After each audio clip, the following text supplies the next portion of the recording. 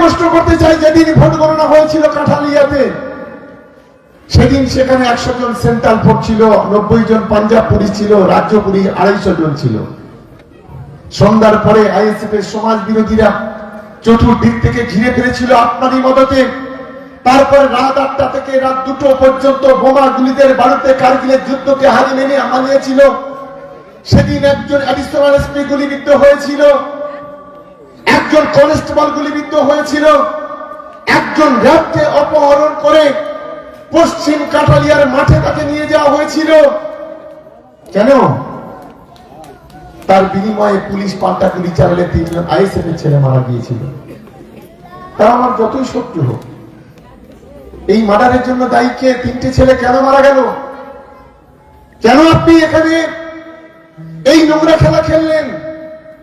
আপনি ভাঙড়ের মানুষের জন্য কোনো কাজ করতে পারবেন না। ভাঙড়ের বাচ্চা বাচ্চা ছেলেগুলোকে সমাজ বিরোধী বানিয়ে দেবেন, জিহাদি বানিয়ে দেবেন, খুনি বানিয়ে দেবেন, জঙ্গি কায়দায় তাদের মগজ ধরাই করবেন। কেন? কিসের জন্য?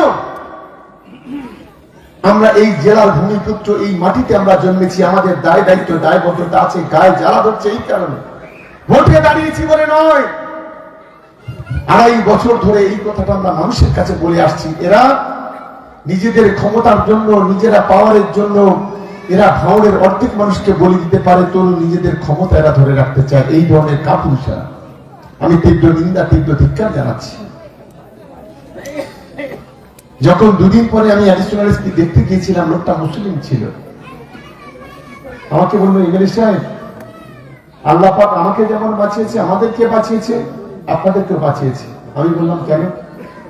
উনি প্রথম বললেন, আমার হাতটা ছিল এইভাবে, আমার হাতে আম ছিল, আমি এইভাবে ধরে রেখেছিলাম, গুলিটা এসে আমার পেটে না লেগে আমার হাতে লেগে গিয়েছিল। যদি ওইটা হাত না থাকলে আমি স্পট ডেট হয়ে যেতাম।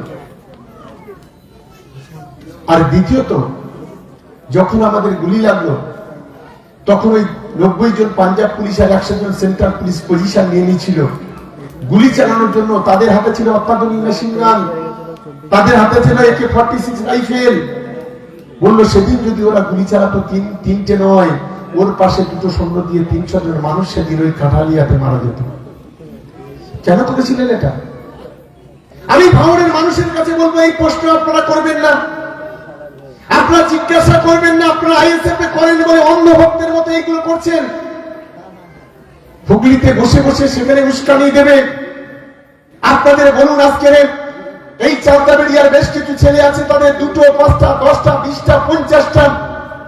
আবার পাশে প্রাণগঞ্জে একটা ছেলের নাম রাহুল, তার নামে 98খানা কেস। হুজুর, আপনি তো চলে যাবেন, আপনার তো ছুটি তাড়াতাড়ি হয়ে যাবে, কিন্তু এই বাচ্চা ছেলেগুলো, গরিব ছেলেগুলো, গরিব পরিবারগুলো কেসের হাত থেকে রেহাই পাবে না।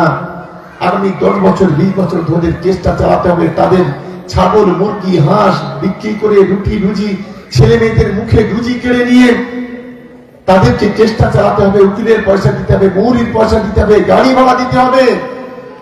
কোন সর্বনাশ করলেন ভাঙড়ের? এই প্রশ্নটা আমি আপনাকে করে যেতে চাই। আমি নওশাদকে বলি, আপনার ভাইকে জিজ্ঞাসা করুন। তিনি বলেছেন, আমার মুখের দিকে তাকালে ছোট বড় গোনা মাফ হয়ে যাবে। কে আপনি? কে আপনার ভাই? উপর থেকে কি ঈশ্বর আল্লাহ ভগবান হয়ে নেমে এসছেন? এত নোংরামি! আপনার ভাই বলে রাজ্য সরকারকে যে সমর্থন করবে, তৃণমূল কংগ্রেসকে যে সমর্থন করবে, তাদের ইমান থাকবে না। আমি চ্যালেঞ্জ করছি, বাংলায় 3 কোটি মুসলমানদের মধ্যে 2,80,00,000 মুসলমান রাজ্য সরকারকে সমর্থন করে। আপনার ভাই কাসিম সিদ্দিকী, আপনার ভাই মেহরাব সিদ্দিকী, ওমর সিদ্দিকী থেকে শুরু করে ফুরপুরা শরীফের 99% পীরজাদা, তারা মমতা বন্দ্যোপাধ্যায় ইফতার পার্টিতে হাজির হয়, তারা রাজ্য সরকারকে সমর্থন করে। আপনার কাকা তোয়া সিদ্দিকী রাজ্য সরকারের পুলিশ নিয়ে চলে। আপনি বলুন যে ফুরপুরা শরীফে যারা রাজ্য সরকারকে সমর্থন করে তাদের ইমান নেই, তারপরে আপনি সাধারণ মানুষের দিকে আঙুল তুলবেন। এটা আপনার অন্তত মনে রাখা উচিত। লজ্জা করে না? ভোটের জন্য, ক্ষমতার জন্য একটা কম, একটা সোসাইটি নামে একটা কমিউনিটিকে প্রতিনিয়ত এই ধরনের আক্রমণ করছেন। নোংরামির একটা সীমা আছে। যেভাবে আজকে ভাঙড়ের মানুষকে আপনি বিপদে ফেলে দিয়েছেন, আমি মনে করি যে আগামী দিনে আমার এই চকমরিচা এলাকার মা বোনেরা ভাইরা, আমাদের এই চালতাবেড়িয়ার মা বোনেদের ভাইদের কাছে অনুরোধ করব, আগামী দিনে সুদে আসলে কোড়ায় গন্ডাইয়ের জবাবটা 29 তারিখে জোড়া ফুলের বোতাম থেকে 4 নম্বর বোতাম থেকে আপনারা দেবেন। বাদ বাকি দায়িত্ব হচ্ছে আমাদের। আমি চকমরিয়া যারা আইএসএফ করেন, আমি তাদের আরেকটা খবর শুনিয়ে যাই। আপনার হুজুর আমাকে গালাগালি দিতে প্রচন্ড পছন্দ করে, কখন কি বলছে তার ঠিক ঠিকানা নেই। আমরা জানি মানুষ যখন দুর্বল হয়, মানুষ যখন হতাশাগ্রস্ত হয়, তখন সে পাগলের মতো পোলা বকে, যা মুখে আসে তাই বলে। আমরা দেখতে পাচ্ছি হুজুর আপনি তো অর্ধেক পাগল হয়েই গেছেন। আপনার চকমরিচার আইএসএফ আপনাকে বাঁচাতে পারবে না গণতান্ত্রিক ভাবে। আপনাকে আগামী দিনে ভাঙনের মাটি থেকে উদ্ধার করবে। চারগাছায় চকমরিচার দালাল নিয়ে পার্টি টিকবে না। চারগাছার চারগাছার শানপুকুরের চারগাছার দালাল নিয়ে পার্টি টিকবে না। এই ভাঙর থেকে আমরা লক্ষাধিক ভোটে তৃণমূল কংগ্রেস জিতবে, আর আমার ক্ষমতা নেই আপনার। কিন্তু আমি আপনাকে বলি একটু গালাগালিটা বন্ধ করুন। আমাকে আপনি বলেন অপরাধী, নটোরিয়াস ক্রিমিনাল, অনেক কিছু।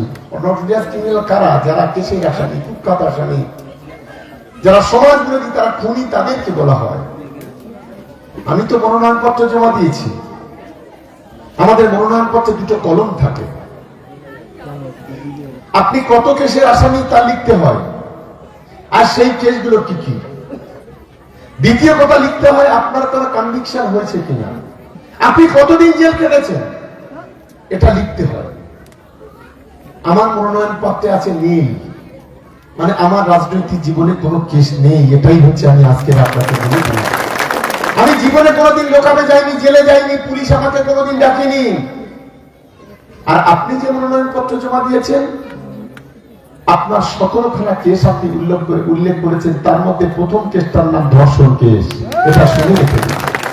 একজন ধর্ষণের আসামি আপনি, একটা মায়ের বিলকিস। আপনার দ্বিতীয় কেসটা কি? আপনি একজন মার্ডারার, 302 এর কেস। আপনার তৃতীয় কেসটা কি? আপনি 307 হাফ মার্ডার কেসের আসামি। আপনি চতুর্থ কেস কি আছে? আপনি ঘর জ্বালানো আসামি, 436 সেকশন। আরো এরপরে যা যা আছে সবই আছে। আপনি আমাকে গালাগালি করছেন, আমাকে বাজে কথা বলছেন। আপনি নিজে একজন সমাজ বিরোধী, খুনি, ডাকাত, ধর্ষণকারী, আর আপনি আমাকে বলছেন। আমি ভাঙড়ের মানুষকে বলি, কাকে ভোট দেবেন? একজন ধর্ষণকারীকে, একজন খুনিকে, একজন মার্ডারারকে, একজন চোরকে, একজন মিথ্যাবাদী দালালকে? আমি ভাঙড়ের মানুষের কাছে এই প্রশ্নটুকু রেখে যাচ্ছি, অন্ধভক্ত হবেন না, বাস্তবতার সঙ্গে বিবেচনা করবেন। ভাঙড়ে রাস্তাঘাট তৈরি করবে তৃণমূল কংগ্রেস, ফায়দা নেবে আইএসএফ, এটা হবে না। ভাঙড়ে ঘর দেবে তৃণমূল কংগ্রেস, ফায়দা নেবে আগামী দিনে আইএসএফ, এটা হবে না। ভাঙড়ে উন্নয়ন করবে তৃণমূল কংগ্রেস, আর আইএসএফ জেলা দেখাবে, বড় বড় কথা বলবে, আগামী দিনে এটা হবে না। চোখে চোখ রেখে লড়াই হবে, এটা অন্তত মনে রাখা উচিত। আজকে বলুন তো, আমরা এই ভাঙড়ে 42,000 ঘর দিয়েছি গত 2 বছরে। 42,000, কেউ পেয়েছে 1,20,000 টাকা, কেউ পেয়েছে 7,000 টাকা।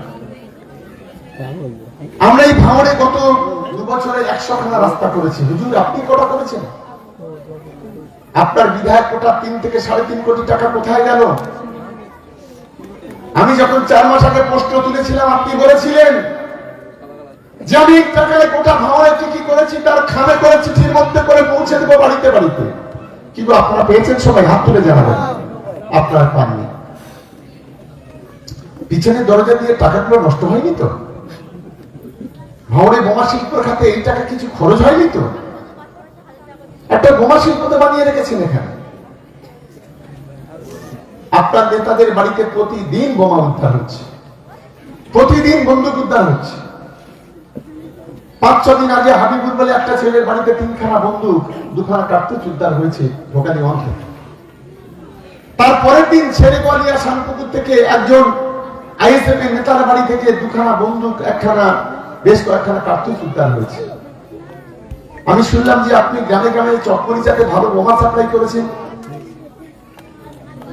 আইএসএফ এর ছেলেরা যারা আমাদের দলে যোগদান করেছে তারা অনেকে বলেছে, দাদা বাইরে থেকে মশলা এনে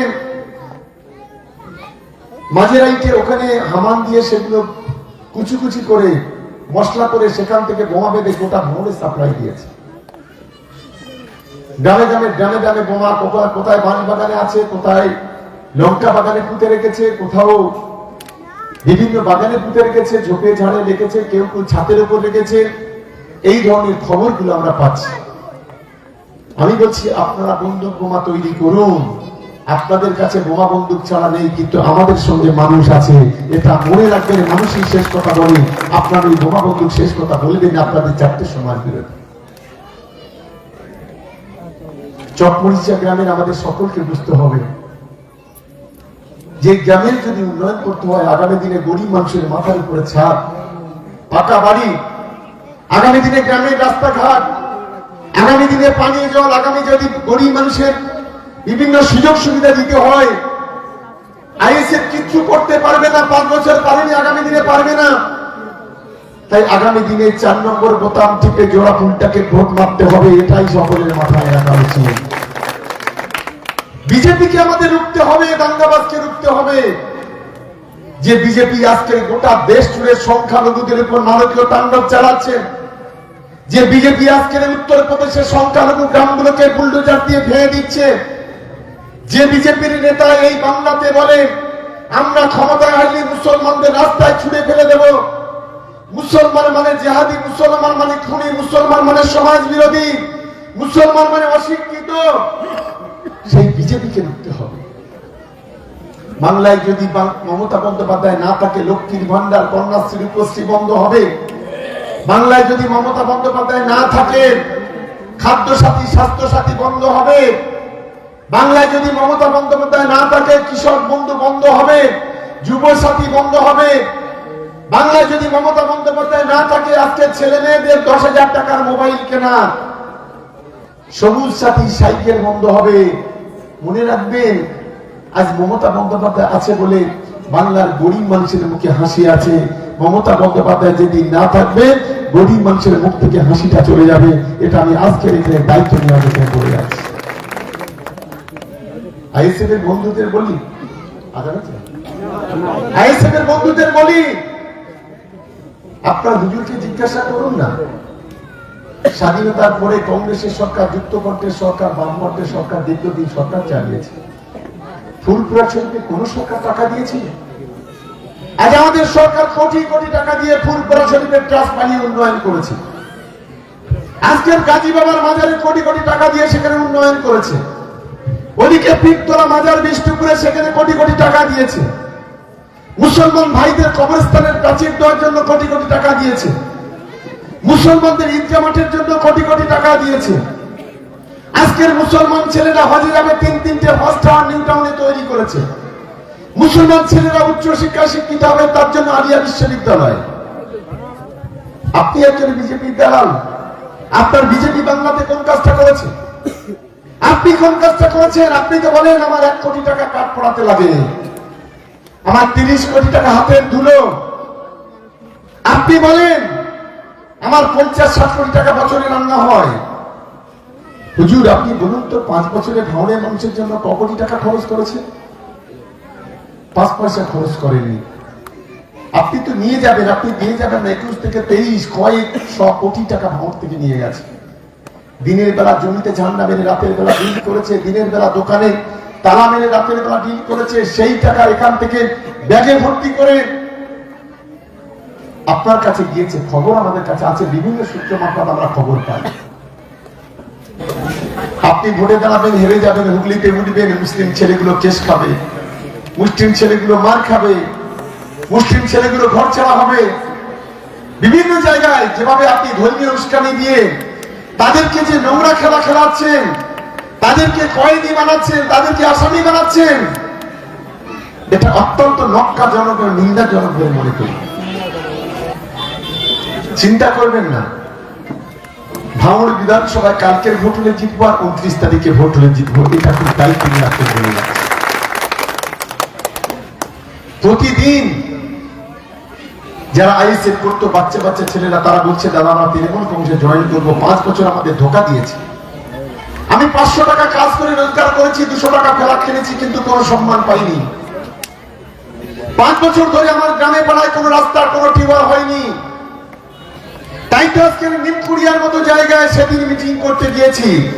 10 বছর যেখানে মিটিং করতে পারিনি, একটা নিমকুড়িয়ার 4টে বুথে 1,500 মানুষ সেখানে জমায়েত হয়েছে। 500 মহিলা মা বোনেরা বসে আছে। যতক্ষণ আমি বক্তব্য রেখেছি একজন উঠেনি। স্বপ্ন দেখছেন, দেখুন আইএসএফ যারা সমাজ বিরোধী আছেন, আপনার বোমটা পুকুরে ফেলে দিতে হবে, বোমটা ফাটাতে পারবেন না। আপনার বন্দুকটা ধুয়ে ধুয়ে খেতে হবে, বোমটা ফাটাতে পারবেন না। বন্দুকটা, এটা আমি খুব দায়িত্ব নিয়ে বলে যাচ্ছি। আমি আমাদের ছেলেদের বলবো, আইন হাতে কেউ তুলে নিও না, কোনো গন্ডগোলে কোনো প্রয়োজনে পা দেবেন না। আমরা গণতান্ত্রিক ভাবে লড়তে চাই। মানুষ ঠিক করবে কাকে জেতাবে, তৃণমূল কেনা, আইএসএফ কেনা, বিজেপি কে। মানুষ যদি আমাদের রায় দেয় আমরা জিতবো, মানুষ যদি আমাদের রায় না দেয় আমরা জিতবো না। কোনো অসুবিধা নেই, গণতান্ত্রিক দেশ, লড়াইয়ে হাত জিত আছে। আমাদের ছেলেরা গন্ডগোলে কেস খাবে, তারা জীবনভর কেস টানবে, রুটি রুজি তাদের চলে যাবে, বাচ্চা কাচ্চার মুখ থেকে কেড়ে নেবে, এটা হবে না।